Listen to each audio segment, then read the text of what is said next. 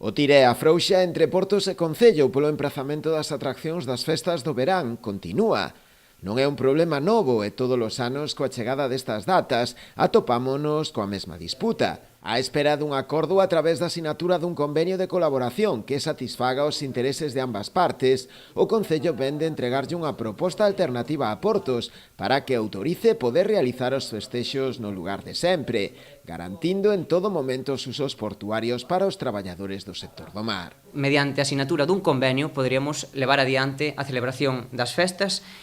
de maneira habitual, no emprazamento de sempre, pero tamén cunhas garantías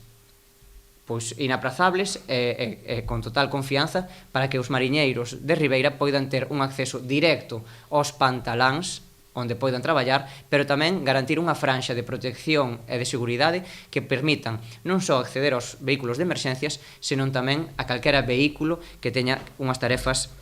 marítimas. Todos os accesos que son aos pantaláns que van tanto da terceira lista como da sétima lista van a estar libres, vigilados tanto pola policía local como polo GAE para ter que non teñan ese problema para poder entrar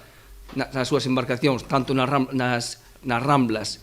para poder se pasa algo, unha emergencia ou así, ou tanto nas ramblas que están xunto á lonja, van a estar libres totalmente por se un barco quer atracar ou algo, ou pasar algo no mar, sin ningún problema. Dende o Concello mostraron tamén a súa preocupación polo risco de non poder celebrar as festas nas condicións habituais, o que suporía un prexuízo enorme para Ribeira. Nós o único que estamos facendo é tratar de poñer solucións que garantan que os feirantes poden montar as súas atraccións e, por tanto, traballar de maneira digna no Concello de Ribeira, tamén garantir uns beneficios económicos e sociais para o comercio, hostelería e veciñanza de Ribeira, e tamén facendo propostas en positivo que permitan desbloquear a situación e que Portos entenda que Ribeira non ten outro espazo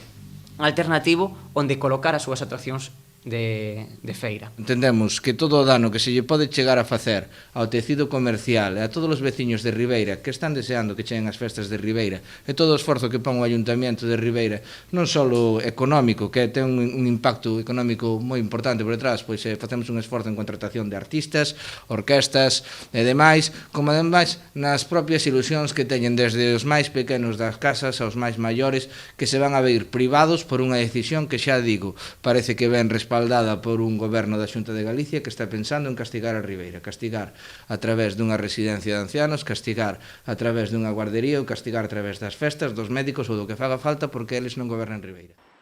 A pelota está agora no tellado de Portos e o Concello agarda xa pola resposta, reafirmándose na súa vontade de colaboración institucional para que Ribeira poida celebrar as súas festas como sempre.